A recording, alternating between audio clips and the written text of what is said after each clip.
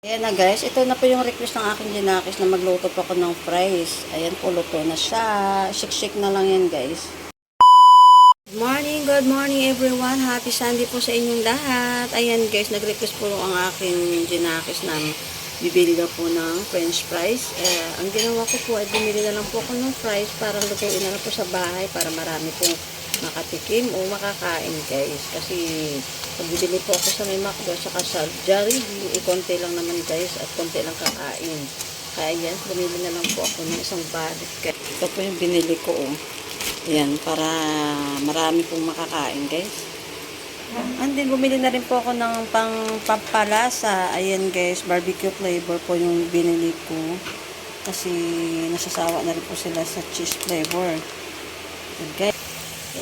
Madali lang pong gawin yan. O di kaya bumili po kayo ng patatas at hihiwa-hiwain lang po siya ng maliliit. Ganito lang po siya kalaki pong paghihiwa guys.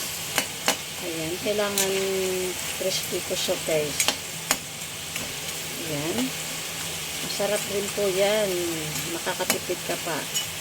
Kasi pag bumili ka, magkano po yung halaga? Kaunti lang, tapos konti lang kakain. Yan lang guys. Napakasimpleng luto guys.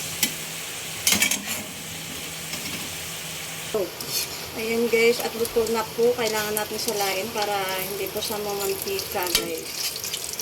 Ayan ang simpleng luto ng french fries. Siyempre kailangan po natin salain kasi mamantika siya. Ayan, nagluto naman ako ng panibago guys. Kasi dapat po pag nagluto, huwag pong masyadong marami.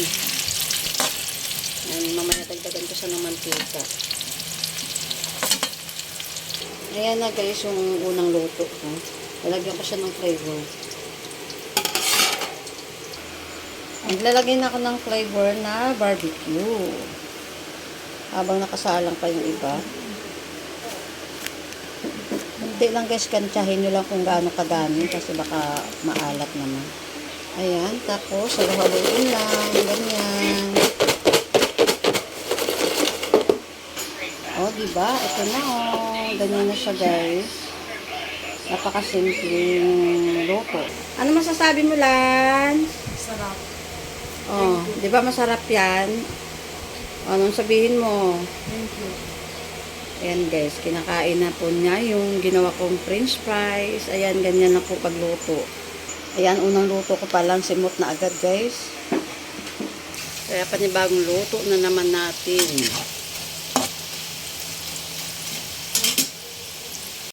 Luto na naman ako ng panibago nga guys. Ayan, kasi nga sa unang luto ko pa lang ay nasimot na agad ng aking anak. Masarap daw.